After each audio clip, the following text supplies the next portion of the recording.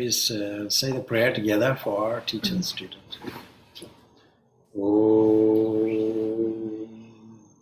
Sahana Bhavatu Sahano Bhunaktu Saha Viryam Karavavahai Tejasvinavaditam Astoma Vidishavahai. Om Shanti Shanti Shanti. May that one protect us both. May that one nourish us both. May we work together with great energy. May our study be illumined. May we not unnecessarily argue with each other. Peace, peace, peace be unto all. So this is Spiritual Seekers question and answer. And the subject has an assumption that we're all looking for something. A good question, therefore, is what are we looking for? Another good question is why are we doing it? But you have your own questions. So I'll mute the microphone. Or if there's a question here, the question can be asked live. That's fine. Good. Fire away. Okay.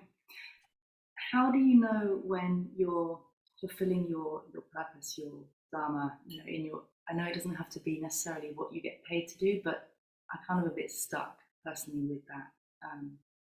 That's my question. Okay, so in case you didn't hear, the question is, how do you know or identify, if I'm correct, what your purpose is and how you're going to fulfill that and so on? Is that basically the question? You've used the term Dharma. Dharma, first of all, what do you mean by Dharma? I might be misunderstanding. No, that's okay, but you used the word. So. Yeah, so I'm carrying out on a daily, like my daily, I don't know, not obligations, wrong word. How do I articulate it? Okay, Dharma does not mean duty. Okay. So we have to clarify that first. In fact, we should not do our duty. Duty is an obligatory thing, which implies a kind of struggle. We don't really want to do it, but we have to do it. That's the implication. But the word Dharma comes from a root, which is dra. It means the thing that holds things together, we can add in harmony. So whatever holds things together in harmony. For that reason, there are many derivative sub kinds of meanings. Law. The law holds things together. Morality. Morality holds things together. You might say religion, not in the dogmatic sense, or a regulatory sense, but in a sense that there are rules based on morals and ethics and nobler thoughts that hold things together. So nature is bound by Dharma because there's a natural rhythm and purpose in the universe.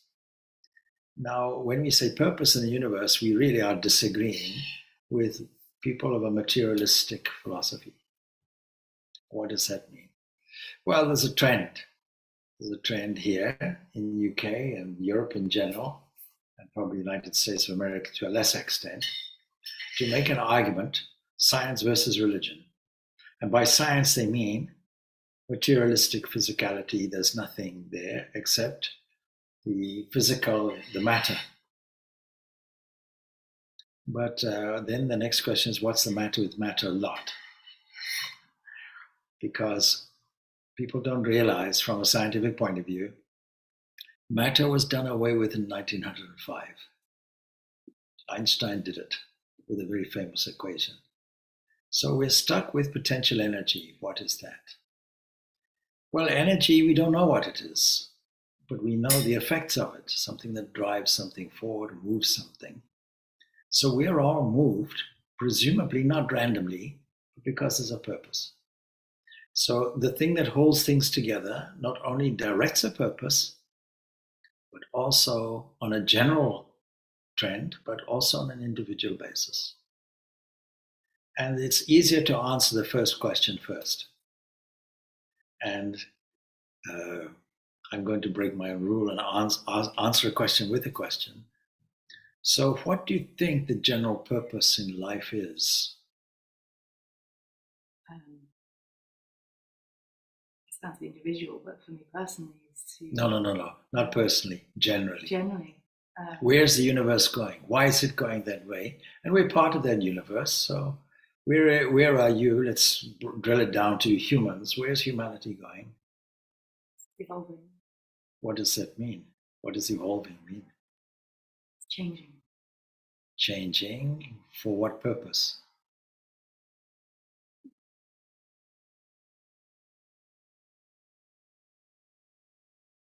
So now this is a very, very fundamental question. You're on a journey and you don't know where you're going. We've come into a movie. We didn't come at the beginning. We're not going to stay to the end. We have no idea where we're going. So there's a fundamental piece of the puzzle missing. Before you answer what is your individual purpose and how can you fulfill this, you really have to answer the more general question. What is life? Where is it going? What's its purpose? And if you say evolution, it doesn't mean anything. It's just a word. If you say change, it's just a word. Change is a condition, that's all. We notice it. And in order for there to be change, there has to be time. And in order for us to notice anything at all, objective, there has to be space. If you take away space, all the objects go. If you take away time, nothing moves. We're stuck. Now you see, the word evolution is misunderstood in terms of biological evolution because supposing we say that evolution is of a biological type, and we go back and say, well, Charles Darwin had this idea. Well, he didn't actually. It was there before, but Wallace was the person who also had this idea. But see, Darwin seldom, in fact, uses the word evolution. I'm not sure if he ever uses it at all. He prefers descent by modification, this term. Now, if evolution means unfolding, I'm about to demonstrate evolution. So I'm going to unfold this piece of paper. I know I've done this many times. So what is the new thing that you get? Well, yes, but it's a version. Do you get a new piece of paper or you don't? It's the same piece of paper, but the conditions are different. One is folded and one is unfolded. And you cannot really have evolution and unfolding unless you have something involved in it. So the next question is, what is involved in this evolution process? Do we have an example? Yes. If you have a seed unfolds into a tree. You'd never suspect a big oak tree was contained in that tiny seed, and yet it's there. Potentially it's there and it unfolds. The whole tree is there within it. The whole human is within a one single cell, a zygote. You'd never suspect it comes out as all the multiple cells with all different functions. And a particular face, some good looking, some not. Some eyes, different colors, and so on. In that single zygote, how did this single zygote develop into multi-cells and express itself in this way? Now, nobody will be able to tell you, except the fully developed being must be intrinsically wound up, coiled up in this small zygote. And so the most intriguing question is, what is life? Because when you say, what is life? You have a clue to where is it going. And is it just matter? No. Is it therefore energy? Well, define energy. We don't know what it is. Anyway, we're looking for potential energy. You know, the famous equation is E equals M. You know about the C squared. It's not important. So it means that the most subtle version of matter is contained in energy. Contained in 1 gram. 1 gram has the capacity, if you drop a 1 gram thing, doesn't matter what it is, into a neutron star, it will create an atomic explosion that will blast away a big city. I know that if you buy a gram of whatever it is, a gram of butter, you won't think that that's what it'll do. And the grocer has no idea what he's doing when he sells this to you. So this is the great potential that is there. Unfold it. When you unfold an atom, you have radiation. an energy called radiation. We can easily prove it by splitting the atom. It doesn't look like it. It looks like tables and chairs and bicycles. And so, what is the fundamental thing that is unfolding? That's the question. And that will give us the purpose of life. Now, supposing our origin is energy and potential energy, we have to ask, where is it coming from? And those ancient rishis, you went to Rishikesh, I have to tell you, at one point, you would not be allowed to go to Rishikesh unless you were a rishi or a saint or a sadhu or a monk or something, or a nun or something like that, a yogi or something like that. Now it's become the commercial center of all kinds of things. So these great rishis had some insight because they explored this unfolded universe, realized there must be something inside it. You cannot have something unfolding that wasn't there in the beginning. So whatever is there must be in the beginning. And we know that our true nature is not fully human. There's a biological thing called a human body, a biological machine.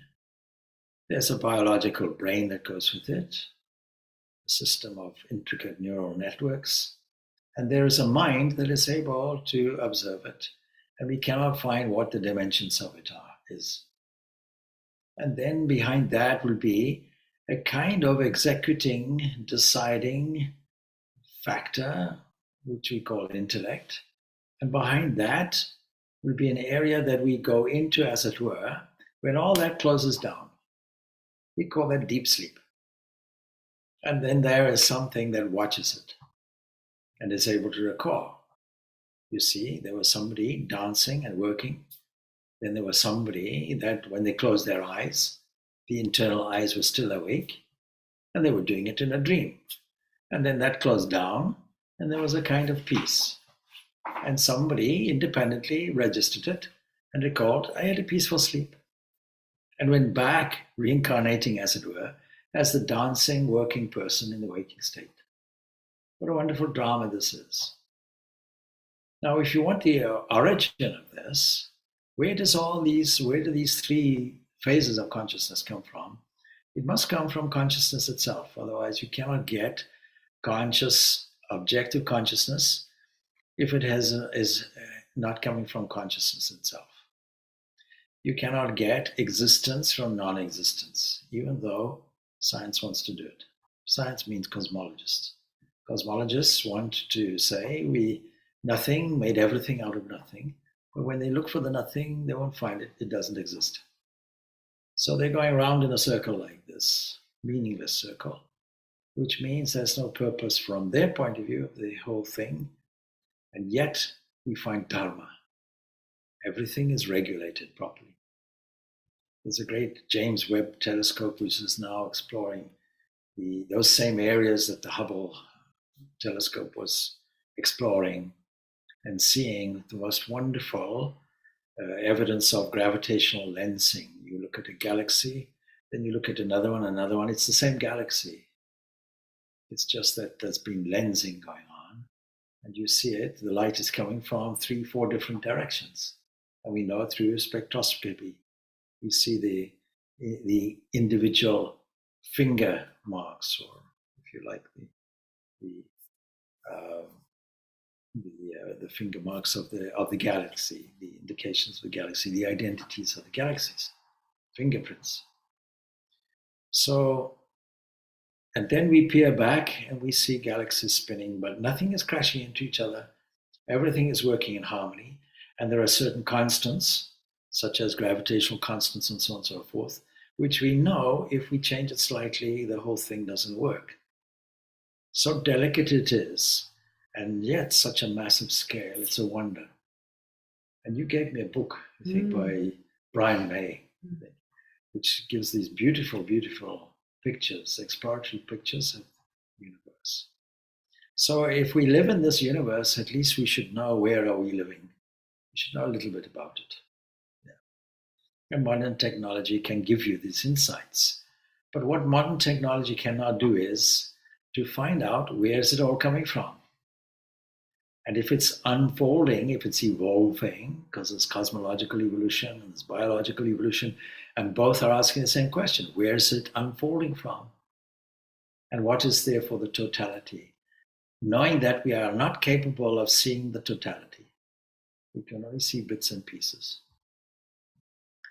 Now, can we see the totality in a different way?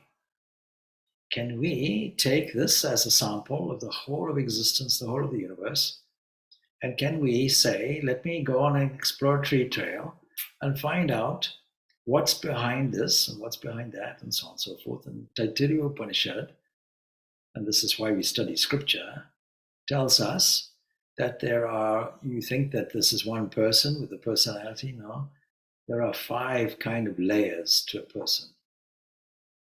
And these are called sheaths, kosha. They're like Russian dolls. One thing is inside the other, and so on and so forth. You take off one layer, you've got another. I used an example either last night or the night before, whatever it was. You see, if you have a bright white light and it's beaming, and then you put a yellow filter on it, let's say, or a red filter on it, then somebody comes into the room, they don't know that the original thing is a white light. And they say, what a beautiful red light, where did you get this? They don't know the history of it. And then you put another layer, orange, you put another layer, let's say blue, another layer, so on and so forth. Like that, you put 5 layers on the top, 5 filters of different colors, and invite somebody at each level to come in. Eventually, the last layer will not show the brightness, the original brightness of the white light which is there. It'll come through dimly. Some light will be there, no doubt. Now let's say apply it to the human. So some light is there, it's called the shining eyes. It's called the breath. It's called the circulatory system. But it's just made from food. It's a filter made from yesterday's sweet potatoes and pasta. Okay? And that's a miracle. Because how do you feed some red tomato in this entrance, and it comes out as something white here? We don't know. Well, we know, of course, there's an intricate chemical conversion, but what is the life that makes it happen, and why should it be there? Now, when we come to this why, we have to go to the next layer. What is the next layer? We peel this one off. What's the next one? Well, the next one is energy itself that radiates in different ways, different dimensions, 5 ways, say the rishis. Up, down, across, equalizing, and finally leaving the royal entrance or exit at the top of the head. So that takes the shape, because energy, how can you put energy into a box? You cannot do it. There's no defining border to it. But because it's operating within the whirlpool, as it were, of the physical frame, it takes on the same structures. That we can say it's the morphological body. And then there's the mental body, that is the whole of our mental experience, emotions, reactions, feelings, etc., thoughts, whatever it is. And then there is this evaluating, estimating principle, which is an intellect. And somebody who has an enlightened intellect is called a Buddha. Buddhi means intellect. And behind that, there'll be an area which is bliss, and we experience this in a deep sleep. And behind that is the real light shining. And that is termed Atman, which simply means self, the thing that beams. Now, do you know it? No. Do you get a hint about it? Yes, all the filters are there, saying that some light is there, which we call life. But how to discover that? This is called spirituality. It is taking consciousness, the normally flowing outward, and systematically, scientifically orientating it inward. And each time we go inward, a layer gets peeled off, another one gets peeled off, until we find, aha, that's it. I am that. And if it happens here, Perhaps the whole universe is like that, like a giant body where we look up and see the blackness of space or look down into space. And we may imagine, use our imagination and say, this is the dark skin of the cosmic being. And behind that cosmic being will be a cosmic mind. And behind that will be a potentiality, a quiescence. And what is behind that will be the self of the whole cosmos. Now, it seems to me, therefore, that the purpose of this whole life is to find this out. Why should we do it? Well, very practical reasons. Because once we do it, all our grief, all our sorrow is gone, and happiness and fulfillment is there in its place. And so with all the scriptural statements in the Upanishads, it tells us that nasoshati, that is when the sorrow is gone. Because basically, we're not happy. Are you happy? Are you? Yes. But if you have arthritis on your knee, are you still happy? If your bank account goes to zero, are you still happy? Yes. Are you? Very good. Yeah. Well, you're unusual because most people will not be happy if they have no legs, or not be happy if they have no bank balance, or not be happy if they're not able to travel, or not be happy if they have some disability or something like that, or if there's a bereavement, if their closest friend dies. So when we say happy, we're really saying, well, it's conditional. At the moment we're happy only because all these conditions, all these boxes get ticked. When one box goes, not so happy. We're happy when somebody praises us. When somebody blames us, not so happy. When we hear some beautiful sounds, very happy. When we hear jarring notes, not so happy. When we eat some fruit, which is nice and sweet, very happy. When we eat something and the face goes like a gargoyle from the Notre Dame, we're not so happy. So it depends. It's highly dependent. It's not constant. But if you understand your true nature will be something like a blissful base, and we experience some of it, we get a hint of it when we go into deep sleep.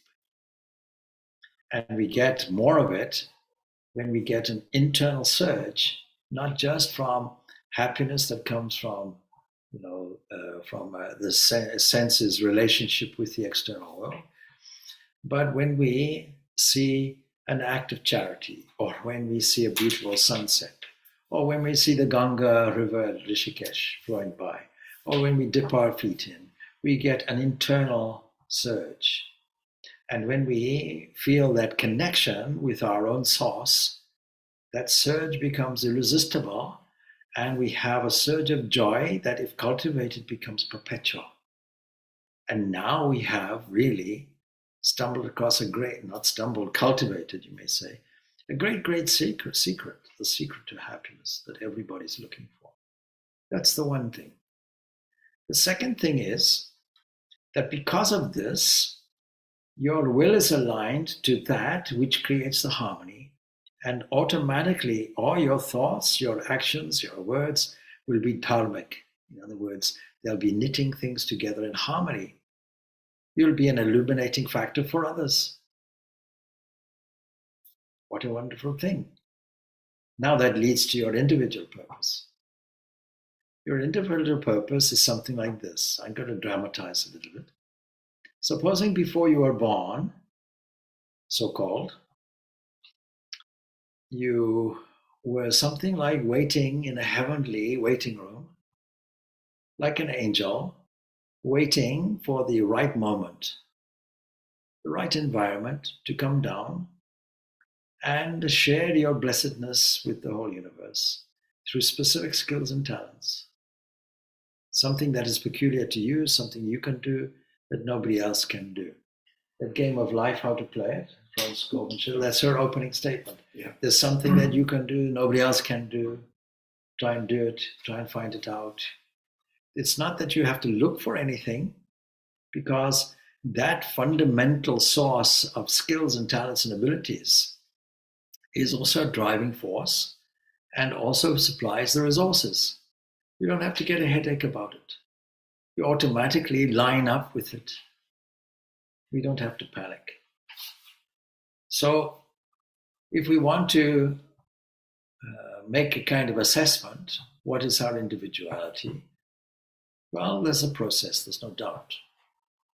What is the thing that you are most interested in? What is that one thing that you alone can do that nobody else has ever done, nobody else can do now, nobody else will do in the future? And that marks itself out on your individual fingerprints, never seen before, never would be seen again, and in your individual DNA. So it requires a response to a natural set of circumstances that gives, aha, that's it. I fit, it fits. And it will come to you. Now, that means, therefore, that also that whatever you're doing requires a certain art. And we can call this the art of work as a work of art. Whatever you're doing has to have a special value. And most of our mental tension comes because we like playing golf, for example. And when we're doing something that is tough or mundane, or we'd rather not be doing it, it means we'd rather be on the golf course. And that's where anxiety comes.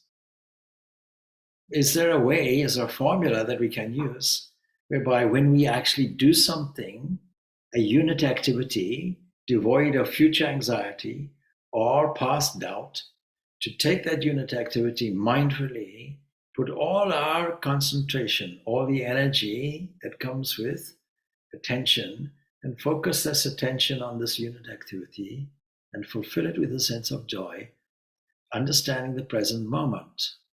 Now, this is possible, but what gives it an extra sweetness? Well, if there is an understanding that this internal source of bliss, this internal self, is actually a cosmic mind, and that is operating and beaming through a cosmic mind, like a BBC broadcast system, and we're tuning into it. We can choose to tune in to delightful music, or tune into howling noises, or leave it to tune itself, or you'll get howling noises. The art of tuning the attention constantly into the unit activity. And so don't ask, when somebody asks, how many things do you have to do today? Oh, let's see, 10, 11, 12, I don't know, maybe 20 things, and I feel overwhelmed. The answer is no, only one thing, and then another thing, and then another thing. And put the full value into it. And because we're working within a framework of time, and time comes in waves, and we can notice what's coming through the mental field. And it comes through the medium of time, 1, 2, 3, 4, 5 seconds come and gone. We can stand back and watch it. And what happened? Did we miss something? Something came and something went, like a train came and went. And then we can evaluate what did we put it? Did we let it randomly go with a subconscious subscript? What a pity, nobody likes me, etc. Like that going off. Well, the next 5 seconds are blank. They haven't arrived yet. We're waiting on the platform, next train comes. We put something in it of our own choice. Some values of strength and truth and beauty and goodness and love and harmony and so on and so forth. So we are harmonizing and equalizing the mental field. And that acts as a clarifying flocculant, if you will, so that everything settles and we're able to see this eternal self within. That is why a great man such as Jesus would have said, "Blessed are the pure in heart, for they shall see God." In other words, if you clarify, if you purify the mind and clarify the mind, then you'll see the truth. And if you do that at every stage, your purpose gets revealed.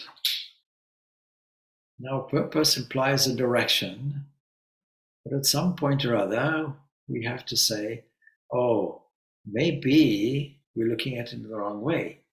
Maybe we shouldn't look at it in a directional way. because a directional way with everything implies that we want to be here, but we are here. How to get from here to here? That seems to me like a stressful way of looking at the world. But you see, if you have this piece of paper folded up, you have the whole totality. That means you're not going anywhere. Because whatever you want, whatever you require, and whatever is the truth and the reality and the unchanging is right here and right now. And if you don't tune your attention into this here and now, then you've missed the boat. And you will eternally be frustrated, asking, what is my purpose? Where am I going? The old Rhodesian days, we had these bumper stickers all over the place. And the leader at the time was a man called Ian Smith. And I saw one sticker there, I'm behind you, I'm behind you, you're behind me, where the heck are we going? So it is useful, not only useful, it's essential to know, in a sense, where we are going, and then replace that idea, how can we reveal what we have already? And so the purpose, if you want to put it that way, is what Swami Vivekananda says. He puts it like that. He uses the term goal, no doubt. But he puts it like this. Each soul is potentially divine. The goal is to manifest this divinity from within. That's what we should all do. That's the general purpose of life. Thus controlling nature, internal and external. What's the use of it? Well, we're very good at controlling nature external. We build dams, we build beautiful roads, we have technology suitable for the medical profession. We're extremely good at creating artificial intelligence now and all kinds of things. So this is external nature, which has its own rules. But internal nature also, that is the mind. If you can understand the depths of the oceans and the infinite expanse of space, then it strikes me that you're starting in the wrong place. You should explore the mind itself in depth. Then you'll find yourself in depth, and you'll stand there in a poised way and beam from there. So that actually, and I'm going to quote from Ramakrishna, and I picked up the gospel this evening, and a remarkable statement. And he puts it in terms familiar to 90% of the world's population. That is in theistic terms, because what we call cosmic mind is a personal God. And what we call our inner essence is the absolute of everything. Now you see, he puts it in theistic terms. Do your work, dedicated 25% of your time to your work and all your activities, and the rest to God. So it's a proportional thing. We can take an estimate at the end of the day, how much of my attention, we can say that, attention, was in terms of God. What does that mean? It means that if you understand there is an eternal, immortal presence with you at all times and around you at all times as a constant presence, whose energy we are borrowing and using without thanking it, but still it supplies it. Supposing we are aware of that constantly, with a sense of joy, an internal sense of rapture, similar to when we see a beautiful sunset or sunrise, or an act of generosity. Something touches the human heart, which is separate and different and has no merit in biological evolution. Something that is beyond the mechanical, the biological. Something is there which is our true nature reflected, and we call that reflection life. And if we're able to cultivate it constantly, this is what is meant by the 75%. And 25% of your attention is there. Now, is that possible? Well, we can do it in various ways. So we can take our unit activity, our work, and we can put our full concentration in there. That's 100%. Let's just say we're maybe a few distractions here and there. Let's say 75%. All right. Before the activity, 100% can be dedication to the author of life, a thankfulness. And after the activity, it can be the same. Now we're square. It squares mathematically. And overall, if our attention is like that, what will happen? Two things will happen. First of all, we will reform the impulsive habit level, which we call the subconscious mind. It will be reformed, and it will be a revealing factor for us and remove grief and unhappiness. And give us a practical formula for dealing with all the so-called challenges of life. So-called because they're not really challenges when you understand this. And then, secondly, it will give us an internal sense of joy, which is infectious. It will spread to everybody. And thirdly, it will change your environment of people and places and events around you. It will change your whole scene for the best. So I think it's worthwhile pursuing. And this is really called spiritual life. And we cannot take it casually. We have to take it pretty seriously. We have to take it in such a way that we dedicate our whole life to it. And then life has a meaning. And then our individual role in it, which plays the harmonizing part within the overall, that also will be revealed to us. What are your individual skills, your talents, your abilities? And with all of this, how can you help others? These factors will reveal your individual role in all of this. But you have to understand that the general role, the general purpose is there also. We are fundamentally divine beings, playing the roles of human beings, dancing in a waking state, fantasizing in a dream, and steady and solid and peaceful in a dreamless sleep, and replaying that constantly, like a wheel, not knowing how to get off. Constantly doing it. Something like reincarnation. Do we believe in reincarnation? Yes, reincarnation of foolishness. Don't do it. Step off. But step off doesn't mean withdraw from it.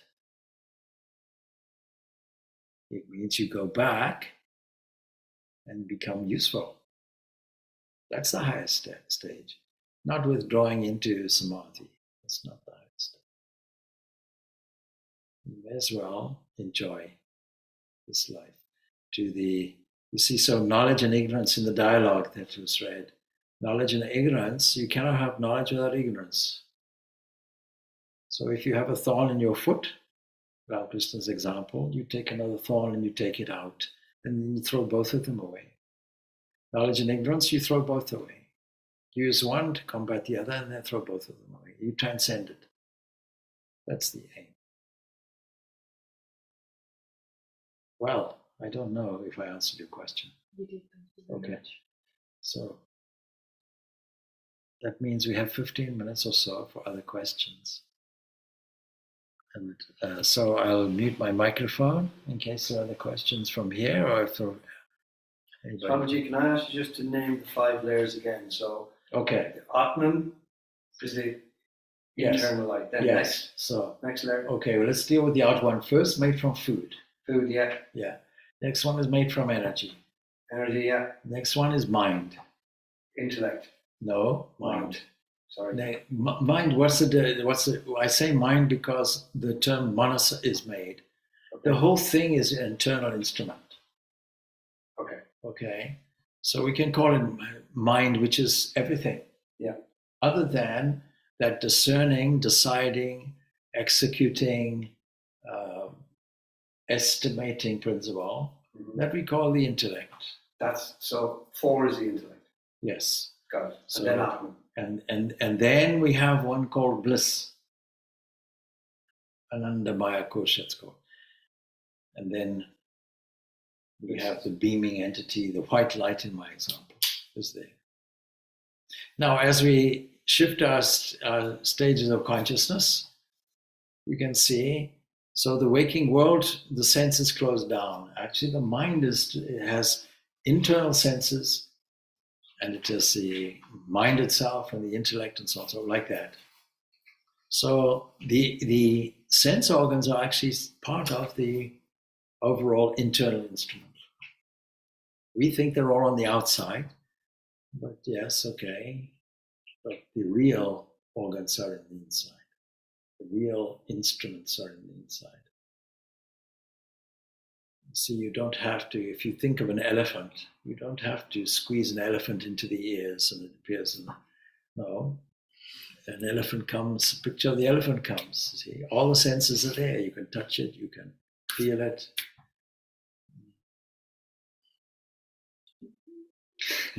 Push an elephant in your ear, that's a new one. Some people have such big heads, you can probably do it. I don't know. All right. So these elements are there. So the indriyas, the senses are there. And when these internal senses have their play, we call it dream. And when we put those to bed, well, it's only the mind which is there, the mind and so on, and thoughts and so on and so forth. There, all of that is in terms of dream.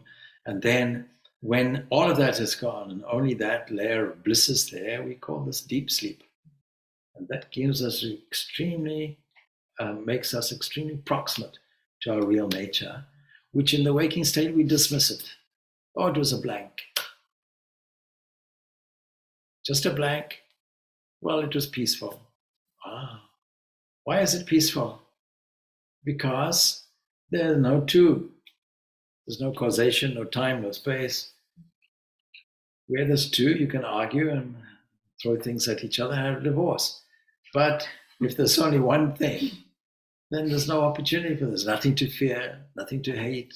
There's only one thing is there. Some totality is there, sitting there. So we can poetically rephrase it. Sitting on God's lap, lying in the divine arms, is what we call sleep.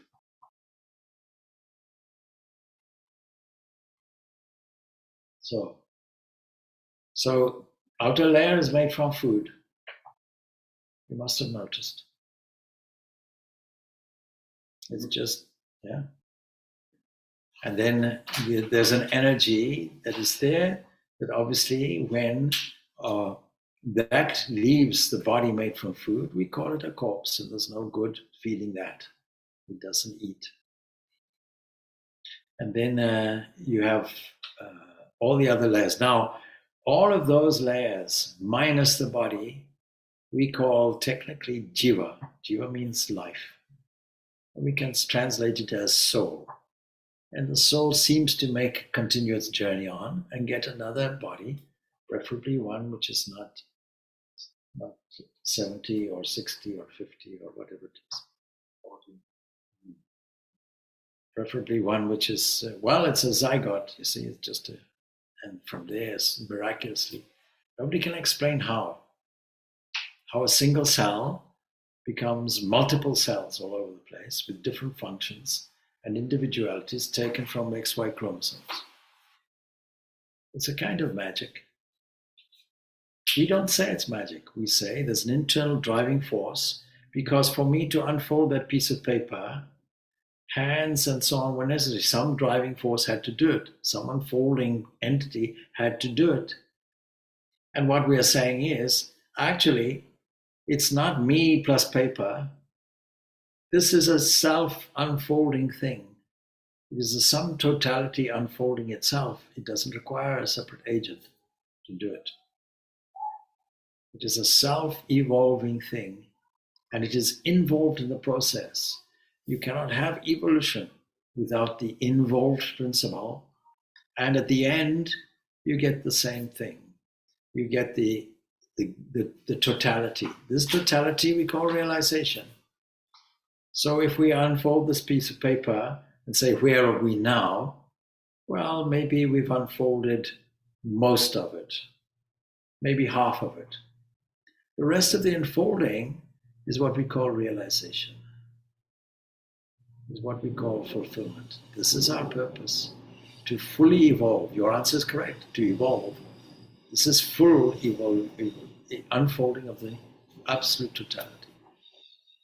From our position, we don't know what this totality is because we only have 5 photographs of the universe. We don't have anything more than that. We are limited. We are constitutionally limited. And these are not standard interpretive faculties. They are different for different species. Flies have more than probably 100 eyes or something like that. So that's when you raise your hand, it's gone. It's like watching a television shop. You see with all these televisions displayed, watching the same picture. You raise hand here and all the hands are raised. How did this happen? So we have a question here in the chat. Does unfolding is also a way to increase inner strength? What is the part of self-esteem in this inner strength? Let me see if I understand this question.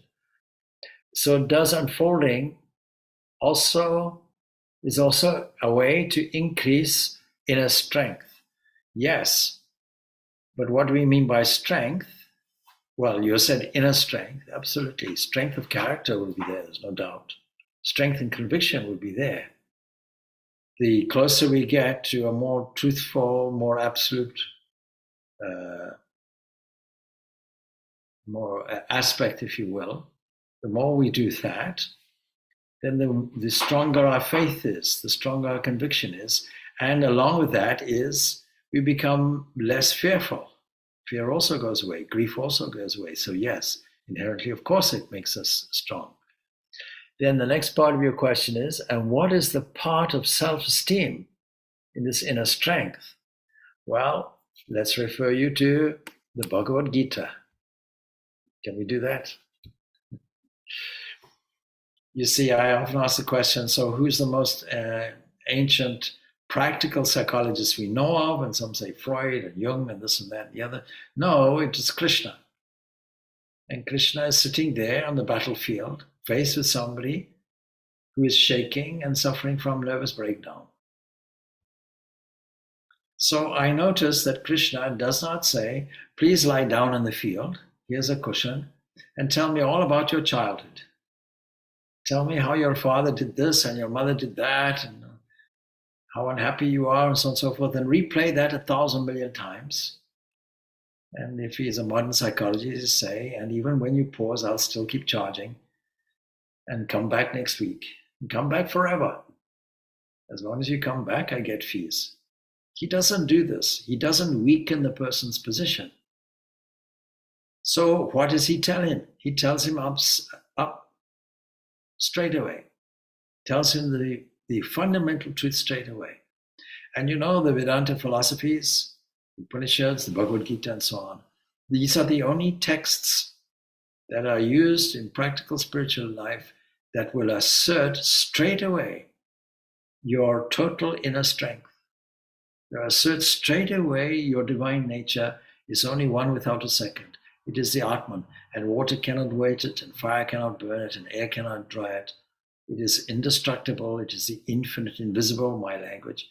It is that which is unchanging. Katha calls it that which is not crooked. Its consciousness doesn't flicker, and it is unborn, and therefore it never dies.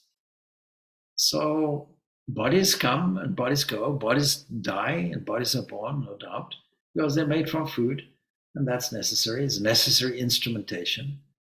Don't think the purpose of having a body is to eat ice cream. No, it's not that.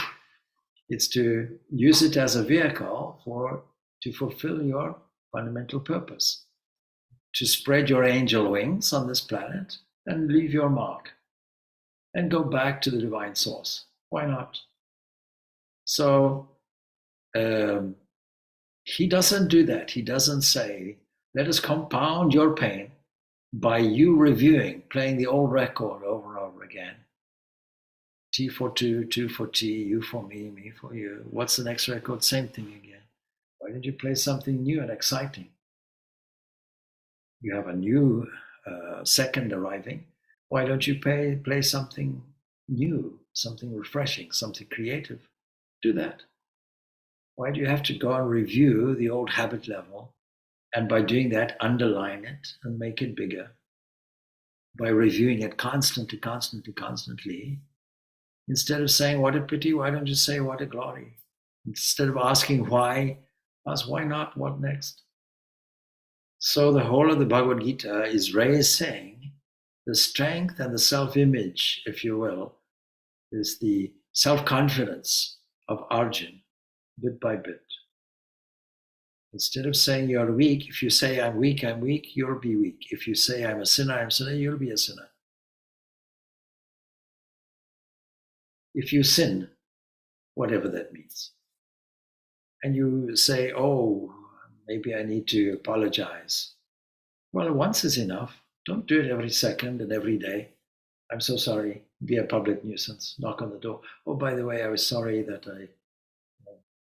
I crashed into your car yesterday. No, pay the insurance. So it's fine.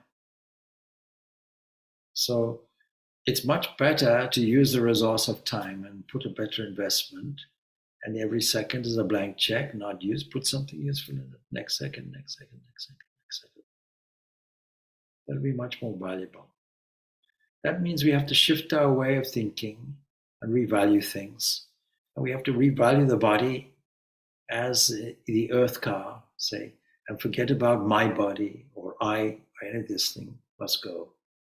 That will only damage you. That's your big enemy.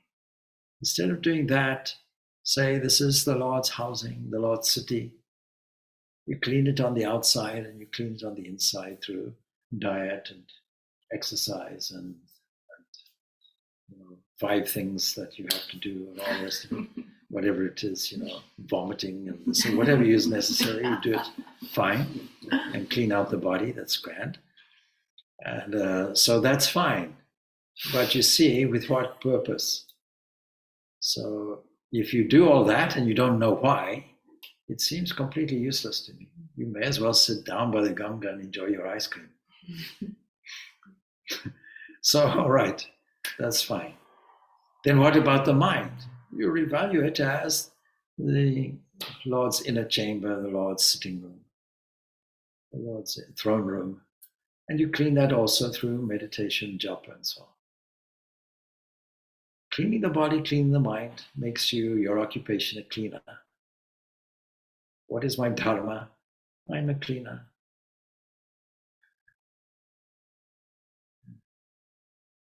All right. So, okay. These things, of course, I repeat over and over again. There's nothing new on what I say. I'm a one-trick pony. I say the same thing over and over again, ad nauseum. But you see, the reality is the practical implementation is we have to shift our thinking. This is why we study the principles. And you'll only find these principles in scripture.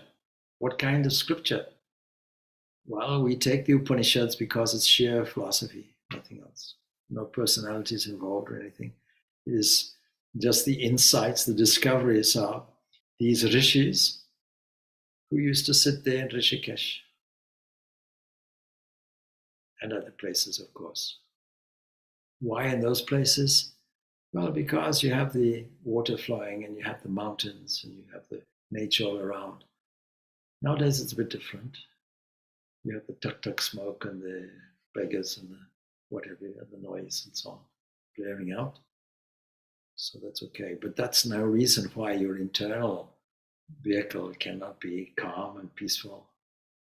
You can be in the middle of London and still be calm and peaceful. The whole thing is in what we call renunciation. That means not attaching any importance or ownership to all the fruits, all the results of your activities. They're not yours. They don't belong to you. You don't have your own personal energy. It's divine energy flowing through. Just as that white light is flowing through no matter how many filters you put on it. You can't attribute the light to the 5th filter or the 4th filter or the 3rd filter or even the nearest filter. We say the intellect as if it's an individual thing that is an estimating principle. No, it's reflecting the intelligence of that pure consciousness that sits behind it. So you can't own anything. So at the end of the day, you take all your activities and you say to your chief executive officer, this is what I did with your energy today. I spent your money like this and that and the other. I hope it was a good investment. I'll double it tomorrow. See, Jesus tells a story like that, isn't it? Of the people who went to look after the vineyard. Or no, he gave them a coin, that's right. He gave them some money. I don't know how much it was. So the first steward, he comes back, he gives them the same money. I looked after it, I hid it, I buried it, and now I'm digging up, here it is. And the second person, I wanted to invest it, but I'm modernizing the story. I put it all on the horses, and it's gone, sorry about that. And then the next person says, I invested wisely, and instead of you gave me 1 coin, I'm giving you 5 back. And he's the person who gets retained. The other one just fired.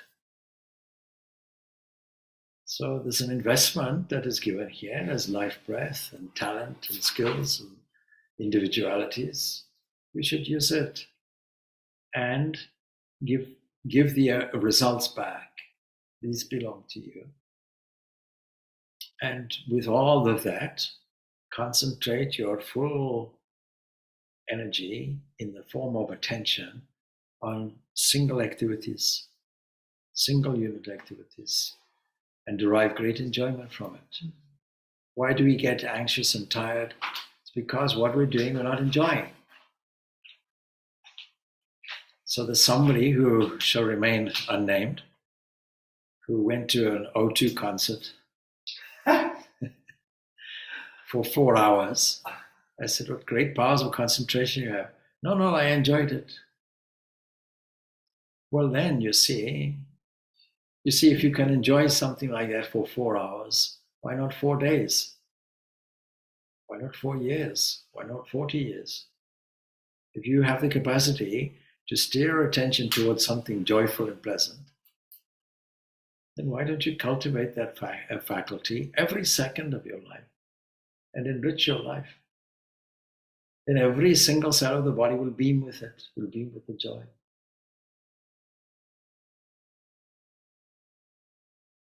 Well, it's 8 o'clock, so if there are no more questions, we'll leave it there.